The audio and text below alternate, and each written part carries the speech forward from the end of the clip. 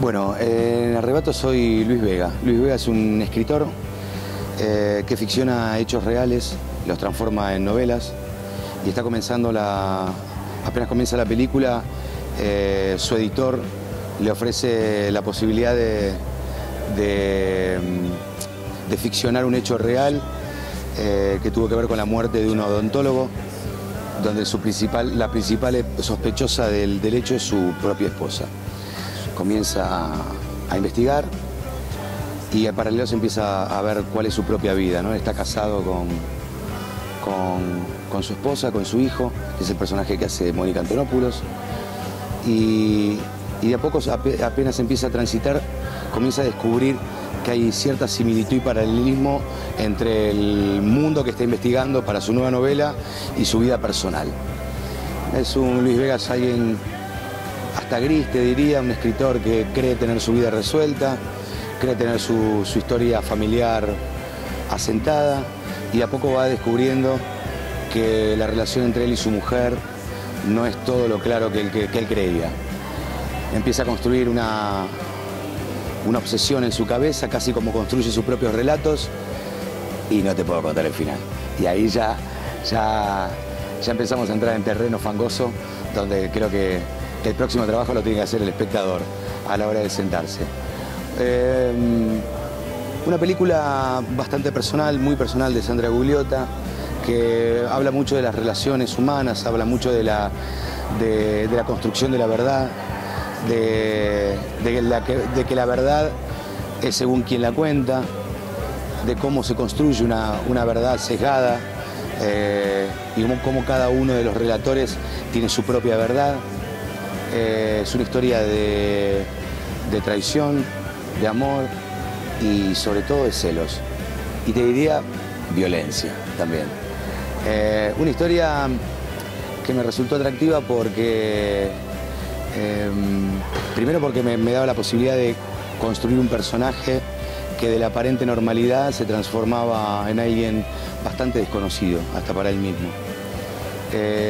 Luego porque, si bien tiene elementos de thriller y de película de suspenso, es un film, como te decía, bastante personal de Sandra, que se instala bastante en las relaciones humanas, pero que en definitiva va haciendo avanza la película hacia adelante con algunos instrumentos que no son reconocibles dentro de lo que es el cine de género.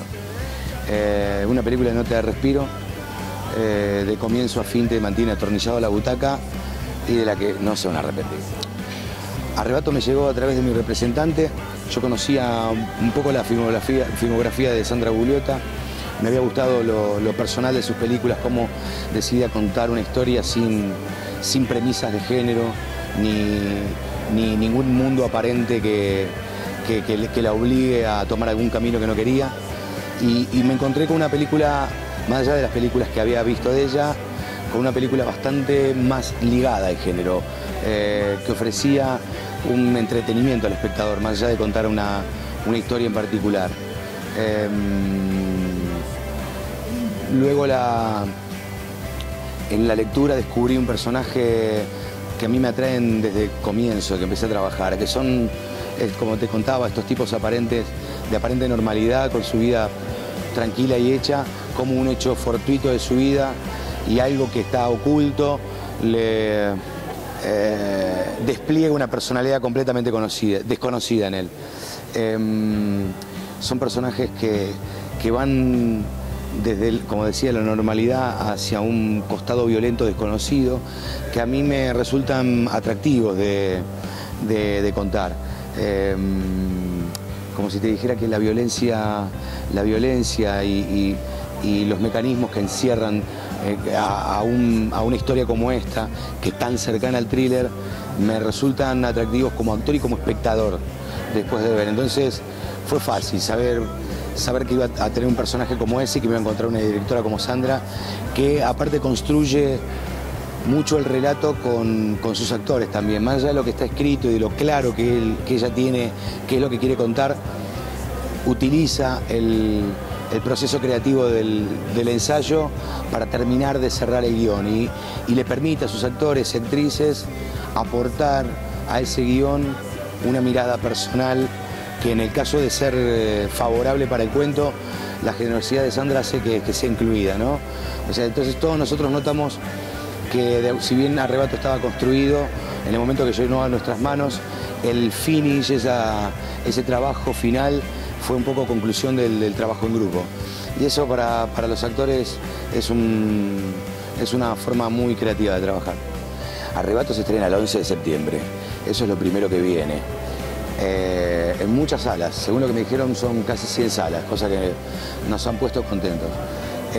Después de Arrebato viene para enero el estreno de Papeles en el Viento, que es la última película de Juan Taratuto, basada en una novela de Eduardo Sacheri. Después, antes de ese estreno, fin de octubre, empiezo a filmar bajo las órdenes de Nicolás Capelli El Encuentro de Guayaquil.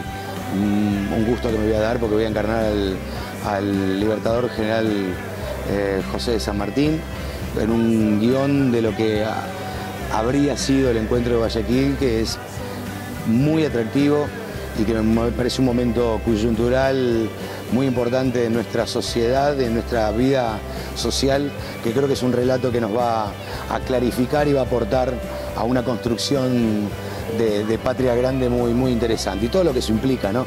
La posibilidad de que un film de este género luego sea vista por los chicos en el colegio. Digamos, uno como actor empieza a sentir que se transforma en un instrumento más allá del mero entretenedor, ¿no? Sino también se pone al servicio de contar una historia que en este caso es importante y vital para el desarrollo de todos como sociedad. Y después, bueno, tengo televisión, estoy empezando a construir ya hace un tiempo una historia para televisión, una telenovela que va a protagonizar mi esposa, que la estamos pariendo a este hijo en lo que son los libros, muy contentos con lo logrado en la parte autoral. Así que empezamos la construcción de la preproducción para empezar a grabar a mitad de enero y para, si Dios quiere, estar saliendo al aire principio de temporada, marzo, abril. Y después, bueno, la posibilidad de tener una productora y un espacio de gestión siempre da muy buenas perspectivas para poder proyectar trabajos y no estar supeditado a los vaivenes de lo que pueda llegar a ser un llamado telefónico de los productores que en este caso puede convocarnos, ¿no? El hecho de poder gestionar nos da cierta tranquilidad e independencia para, si bien siempre necesitamos porque trabajar en el audiovisual se necesita el acuerdo de mucha gente, generar un proyecto y pararlo, ponerlo en pie al punto donde hoy por hoy como productora podemos hacerlo, nos asegura la concreción de muchos más proyectos.